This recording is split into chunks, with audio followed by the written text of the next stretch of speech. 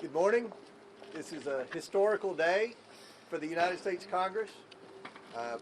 We have listened to people all across America who have kept up with the whole Epstein investigation and are outraged by the obvious fact that men and women, for that matter, of great power and great wealth from all across the world have been able to get away with a lot of heinous crimes, and they haven't been held accountable, and they haven't even had to answer questions about what they knew and when they knew it.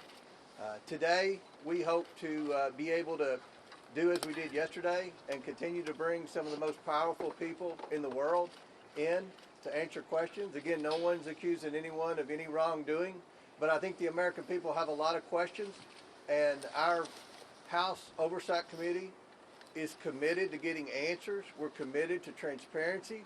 We've already seen a lot of very powerful people who have been held accountable by having to resign in disgrace from various boards all over the world. We're going to continue to seek the truth, try to figure out how the government failed the victims, and try to hopefully hold more people accountable. That's what the purpose of this investigation is. I will say this, it's very difficult to get people in for these depositions of great power and great wealth. And I used yesterday and today as an example. It took 7 months to get the Clintons in here. But we've got them in here, and we look forward to asking lots of questions that I think any curious media outlet in America would have. Yesterday, Ms. Clinton deferred a lot of questions to her husband today. There were at least a dozen times when she said, "You'll have to ask my husband that. I can't answer that." So we already had a big portfolio of questions for him, and that increased yesterday. So we look forward to that. We'll be happy to answer a couple of questions. Mr. Chairman, good morning. Thank you, Mr. Chairman. Explain to us specifically what you need to hear from President Clinton today. What do you want to know? Well, I think everyone's seen there are a lot of photos that have been released by the Department of Justice as well as the Epstein estate. There are a lot of email correspondence that included President Clinton. We know President Clinton had, and Secretary Clinton confirmed this yesterday, Jeffrey Epstein was in the White House 17 times while Bill Clinton was president. We know that Bill Clinton flew on Jeffrey Epstein's plane at least 27 times. So those are questions that we're going to ask. Everything that most media outlets have reported with respect to pictures and correspondence between Epstein, Maxwell, and Bill Clinton. These are all questions that we're going to ask today. Mr. Chairman. Yesterday you both told me that you were planning on asking about an email that Howard Lutnick sent to Jeffrey Epstein, I presume about a Hillary Clinton fundraiser. I think that was the one. If he's worth asking about, is he not worth asking in to talk about what he might know? Yeah, and I think it'll be interesting when we hopefully get that video out later today or tomorrow as quick as we can get it out. I think it'll be interesting what Hillary Clinton said about Howard Lutnick. And how she said it. And how she said it. We looked, I think that was Ms. Mace, with the line of questioning.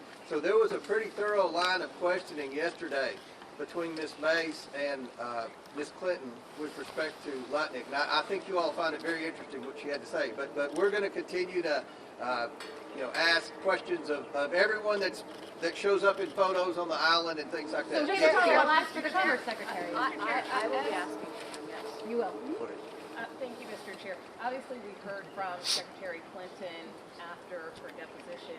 She described the session as repetitive. She said it veered off topic. She was asked about things like UFOs, Pizzagate. Can you explain why those topics were brought up, and also in light of the release of that photo? And she also said there were substantive questions yesterday too, but one reason there were repetitive questions about Epstein is because we went through every email and every correspondence that implied Hillary Clinton and Jeffrey Epstein communicated often. You all have seen the email where he said that she looks better in person and all of that. Those were questions we asked. So every item of evidence that would suggest Hillary Clinton and Jeffrey Epstein had a close relationship, we went and asked about that. So it may have seemed repetitive because there was a lot of documentation that would suggest that she had a relationship with Epstein. And so, to be clear, Secretary Clinton actually asked the microphone, about the NDAA. please. Sorry. to be clear, Secretary Clinton actually asked us about what happened with the disclosure language in the NDAA. So, I mean, I know she's trying to pivot from the fact that she's here and she had a very close relationship regarding the Clinton Foundation and Epstein and Maxwell. But the point is, and I think I'd like to hit on this with probably Ms. Mace here, but I think we have a very important interest in curiosity about what specifically the co-conspirators had a role in all this, right? We know for a fact that some of these were women, and I think that today, at least with my line of questioning, you know, I'm curious about that. Why is it that these women were giving plea deals as adults for trafficking minors? How much of that did they witness, et cetera? And so, you know, I don't know that Secretary Clinton was all that honest about the context of this investigation. We asked extensively about intelligence ties, whether or not she felt that she was targeted as a result of possibly an intelligence gathering operation. And she was very curiously interested in that. And then also, you'll hear it in the response, but had told us to follow up with a few countries, one of which is our ally. So that's interesting. A question for the Ms. chairman. Luna brought up a good point about the Clinton Foundation. There's so many examples in the evidence the Department of Justice released in correspondence where Epstein bragged about how involved he was initially in setting up the Clinton Global Initiative and the Clinton Foundation. We asked those questions to Secretary Clinton yesterday, and she kept saying, well, she was in the Senate at that time, she wasn't focused on it, you'll have to ask my husband. So a lot of the Clinton Global Initiative questions yesterday went unanswered because Ms. Clinton deferred to her husband. So we'll do one more question. It's our understanding that you guys asked Secretary Clinton yesterday about photos of her husband in the Epstein files. What was her reaction when you showed various photos, for example, of her husband in the jacuzzi that we've seen? I'm going to let Ms. Mace answer that. We're on TV. Okay, I'm not going to say anything. No, she didn't want to answer any questions about any of that and deferred most of those, if not all of those questions to her husband, and he will be thoroughly asked about that today. You know, what did he know? What did he know? What did he see? Because there are other people who've come forward publicly, like Kevin Spacey, who thought all of this was very strange and actually a very high risk for a president of the United States or former president. It's all very bizarre, but I asked her very pointed questions, and you'll see that in the transcript and the video that comes out, and you'll see how she responded as well, screaming. And we'll close with this. We're going to get the video out as quickly as we can get it uploaded and the sound and everything from yesterday. So this is, for all practical purposes, a public deposition. The American people are going to see it. I've heard C-SPAN's going to air it wire to wire. So everyone's going to see what was asked yesterday. And I think that'll answer a lot of questions, especially with Lutnick and other things like that. Throughout the day, we'll try to send different members out to give you brief updates. We don't want to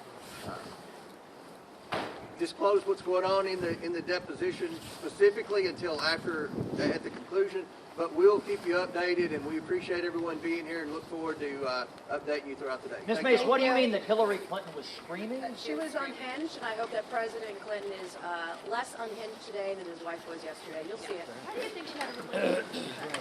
Say again? Why do you think she had a relationship? Well, he was basically instrumental, for his words, and I think you'll find out from Clinton today in sending up the Clinton global. Congressman, who's the ally you were referring to? Who's the ally? The biggest thing is we need transparency, accountability, we need justice for the victims, and we need to make sure we find out how can we write laws to prevent human trafficking and prevent people of that evil level infiltrating the highest levels of government. Thank you.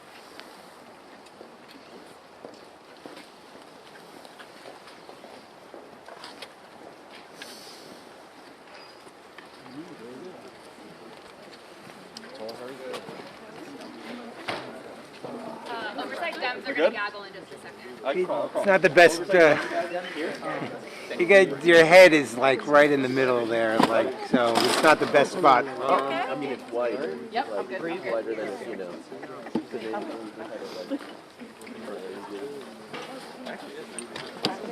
Heads up.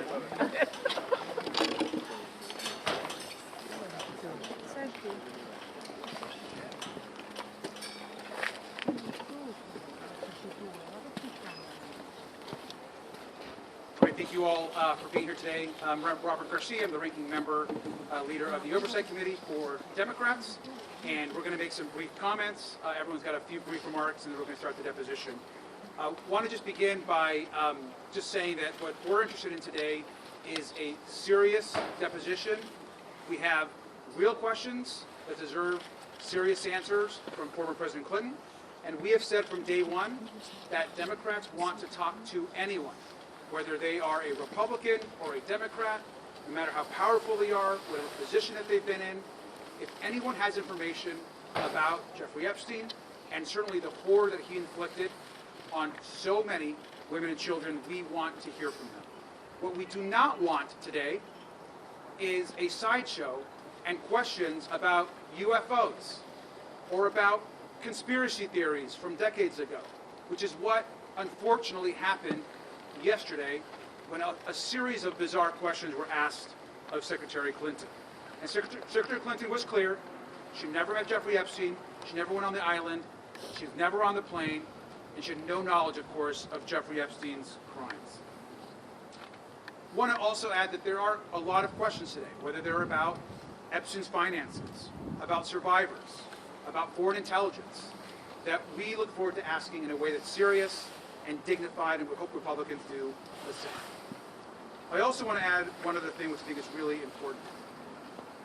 Republicans have now set a new precedent, which is to bring in presidents and former presidents to testify. So we're once again going to make that call that we did yesterday. We are now asking and demanding that President Trump officially come in and testify in front of the Oversight Committee. He appears in the Epstein files next to Jeffrey Epstein and Ghislaine Maxwell almost more than anybody else. So it's time for the President to answer questions about why files are missing from the DOJ, why there's been a White House cover-up, and why we continue in that administration to call this investigation a hoax. And finally, I'll review the call that we made yesterday that we are demanding, again, that the press and the public be allowed inside the depositions so that you can hear the answers and the questions directly. And if that's not going to happen, they need to release a full, unedited review of the questions and video within 24 hours of the end of these depositions. That means that the Secretary Clinton deposition needs to be released immediately today. And with that, I'll pass it along to Mr. Paul. Thank you so much. Today we're here to conduct a serious investigation, and it is obvious that our Republican colleagues, at least yesterday, were not here to do the same thing. We've said it many times and we'll continue to say it again. We will hear from anyone. We don't care who you are. We just want the truth. All of us have met with the survivors. All of us looked them in the eyes and promised them that we would see this thing through the end and do it in a serious way. Asking questions about UAPs, UFOs, as interested as I am in the subject too, it has nothing to do with this investigation. Don't waste our time. Don't waste the time of survivors who have been waiting and waiting for justice. Now finally the government is paying attention. Members of Congress are paying attention. Stay focused on the matter at hand.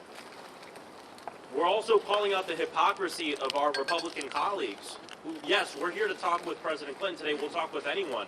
But how come people like Howard Lutnick, it seems like they don't want to talk with him. They don't want to talk with the president. They don't want to call in Pam Bondi, who has done everything that she can do to cover up and to slow down our investigation. A law passed by Congress damn near unanimously that she's done everything she can to slow down the release of the files, and even when they're released, and they said members of Congress would be able to go to the Department of Justice to view them unredacted. I know all of us, if not most of us, have gone in there and seen files that are still redacted and not given a proper explanation as to why we can't view them. We know the Department of Justice has deleted things having to do with Donald Trump, has deleted things having to do with Howard Lutnick and people connected to the administration. We know that Pam Bondi has been spying on members of Congress as we've been trying to conduct our legitimate oversight responsibilities. So we're here to see this through. We're here because we know that this is about justice for the survivors, but justice also means that this never happens again. That's why this investigation is so important. We don't want this failure of government, this failure of elite billionaires getting away with a different system of justice. We don't want this to happen again, and that's why we're here today. We are serious about this, and my hope is that my Republican colleagues who say they're serious about it back it up with action. Not just with the questions you ask here today, but what you do from here on out. It's not about party, it's about this nation, it's about protecting our most vulnerable people.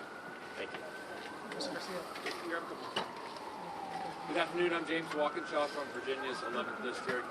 I am glad that President Clinton is going to sit down today with us and answer questions under oath. Anybody who had a significant relationship with Jeffrey Epstein should explain what, if anything, and when they knew about the crimes that were being committed.